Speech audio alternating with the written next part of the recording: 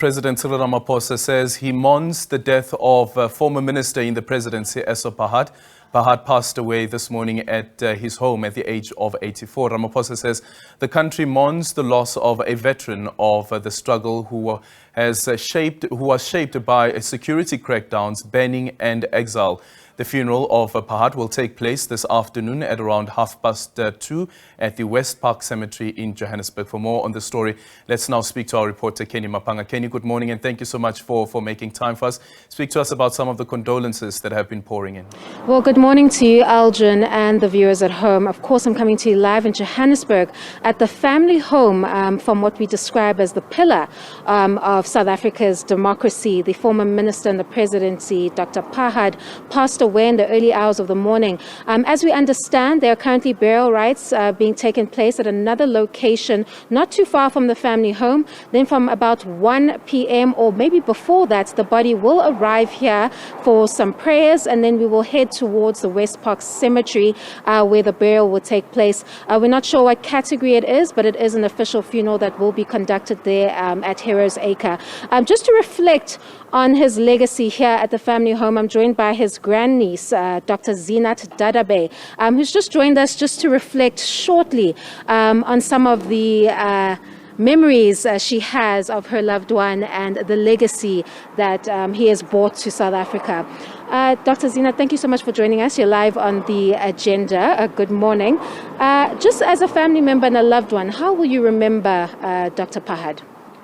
So, Uncle Essop, as we know him, was not only a giant in the country, as you've described him, but definitely a giant and a larger-than-life figure of the family. Someone who was totally involved in all family matters, took a keen interest in all our lives, and was always encouraging us to do good and to serve the people of South Africa. Coming to this home this morning, it's quite a warm reception from the loved ones. It seems that you are celebrating the life of Dr. Pahad and not necessarily in tragic mourning over it. There is mourning. I don't think it's ever easy, and the loss of someone who's so loved is definitely something that we'll all reflect on and mourn. But there's so much to celebrate with his life, his legacy, his lessons, and the contribution he's made to the country.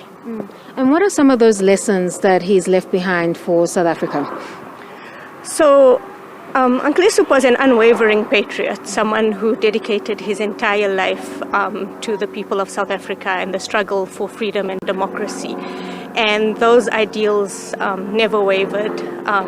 That sense of service, that sense of selflessness is something that we've all learned from him, and that we can all take a moment to reflect on as we think of how far we have come and the battles that have been fought. Speaking on how far we have come, considering his role as a struggle stalwart in the country, if he were to reflect on the socioeconomic challenges that we're currently facing right now, what would be his thoughts on that? I'm sure you've had many conversations with him regarding that. Yes, so we have discussed that, and I don't think that there's anyone who can say that they aren't concerned with the challenges that we face, that it isn't heartbreaking to see some of the challenges that we face. It certainly was heartbreaking for him to see in some ways that we haven't come as far, I suppose, as he would have envisioned. But at the same time, an unwavering patriot, an unwavering believer in the people of South Africa and in the potential of South Africa. And just to clarify, some of the tributes that had poured in for the family, and when we are expected to start making movement towards Westpark today? So, as you mentioned, the burial rites are currently being conducted at the masjid down the road, after which he'll come here where we'll pray and greet members of the family and the greater community that come to pay their respect. At 2 p.m. we'll leave here and drive to Westpark Cemetery, where the state funeral will take place.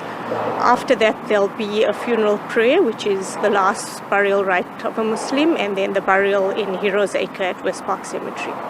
All right, thank you so much, Dr. Zinat, for your time. That was the grandniece of Dr. Pahad, just reflecting on the legacy of a giant who passed away in the early hours of this morning, Aldrin. So I just want to quickly step out of frame to just give you a brief scene setter.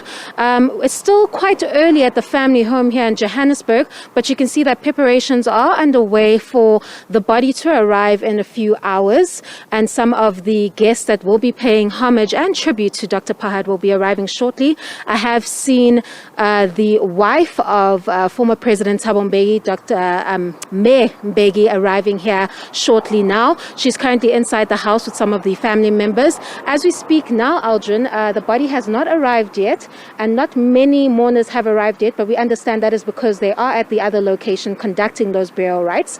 And then from about 1 p.m., that is when we will move towards the Westpark Cemetery, where the official burial will take place. So we'll continue to update you here from the home, Aldrin, as some of these mourners continue to join us here in Johannesburg.